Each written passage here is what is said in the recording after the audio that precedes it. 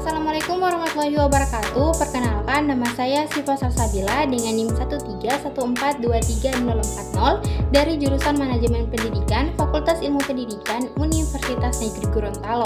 Pada video ini saya akan mempresentasikan materi tentang pengertian dan konsep serta sejarah perkembangan kemaritiman. A. Pengertian kemaritiman. Maritim berasal dari bahasa Inggris, yaitu maritime, yang berarti navigasi. Dari kata ini, maka lahirlah istilah maritime power, yaitu negara dengan kekuatan maritim, atau negara kekuatan yang berbasis di laut. Dalam Kamus KBBI, maritim diartikan sebagai hal yang berkenaan dengan laut, terutama hal yang berhubungan dengan pelayaran dan perdagangan di laut.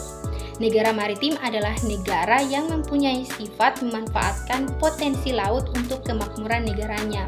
Sedangkan negara kelautan lebih menunjukkan kondisi fisiknya saja, yaitu negara yang berhubungan dekat dengan terdiri dari laut. Ciri-ciri negara maritim. Ada 4 ciri-ciri negara maritim, yaitu yang pertama, negara maritim memiliki wilayah perairan yang lebih banyak. Wilayah perairan atau lautnya memiliki luas sekitar 2/3 dari wilayah negara daratannya. Kedua, negara maritim memiliki banyak pulau yang dikelilingi oleh laut atau perairan. Ketiga, negara maritim memiliki sumber daya alam di bidang kelautan yang besar. Sumber daya alam ini dapat menyangkut mineral, energi pangan, dan lain-lain. Keempat, negara maritim sebagian besar masyarakatnya adalah nelayan. Selain nelayan, masyarakatnya bekerja pada sektor bahari. B. Alasan negara Indonesia dikatakan negara maritim, yaitu Indonesia dinyatakan sebagai negara maritim karena Indonesia memiliki wilayah laut atau perairan yang lebih luas dibandingkan dengan daratannya. Ada beberapa alasan mengapa negara Indonesia dikatakan sebagai negara maritim, antara lain total wilayah Indonesia 70% adalah perairan laut, mempunyai kekayaan dan hasil laut yang melimpah. Indonesia mempunyai posisi geostrategis karena di antara Samudra Pasifik dan Samudra Hindia, mempunyai budaya maritim atau bahari yang begitu melekat. Budaya maritim adalah kumpulan sikap hidup, tata nilai atau cara pandang yang berpusat pada air sebagai sumber kehidupan. C. Konsep kemaritiman. Konsep kemaritiman dilihat dari penangkapannya geografisnya Indonesia memiliki luas laut 2/3 lebih besar daripada daratan. Bentang alamnya yang berupa kepulauan juga berpengaruh pada kondisi kemaritimannya, sehingga menduduki peringkat kedua negara dengan garis pantai terpanjang di dunia.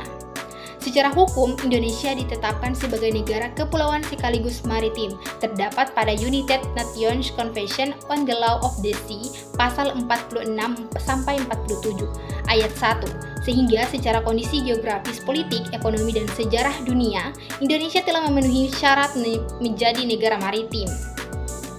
D. Sejarah perkembangan kemaritiman. Sejumlah bukti sejarah menyebutkan bahwa sejak awal milenium pertama Masehi, bangsa Indonesia telah mampu mengadakan perjalanan jarak jauh melalui jalur laut dengan menyeberangi Samudra Raya. Pentingnya penghampiran terhadap sejarah maritim sesungguhnya bukan sekadar persoalan keadilan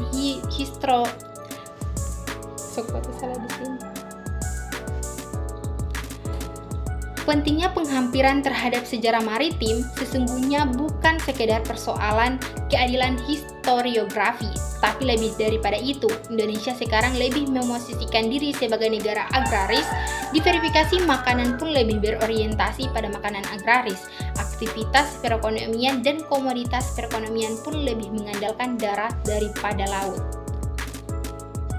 Sejarah perkembangan kemaritiman, yaitu yang pertama Nusantara dalam perspektif kemaritiman, kedua Sriwijaya pada abad ke-7 sampai ke-13, kerajaan maritim terbesar pertama di Nusantara, ketiga Majapahit pada abad ke-13 sampai ke-15, pewaris kerajaan maritim Sriwijaya, keempat Demak pada abad ke-15 sampai ke-16, pewaris kerajaan Islam dan poros maritim Nusantara. Terima kasih, itulah tadi penjelasan mengenai pengertian kemaritiman, ciri-ciri negara maritim, alasan negara Indonesia dikatakan negara maritim, konsep kemaritiman, dan sejarah perkembangan kemaritiman.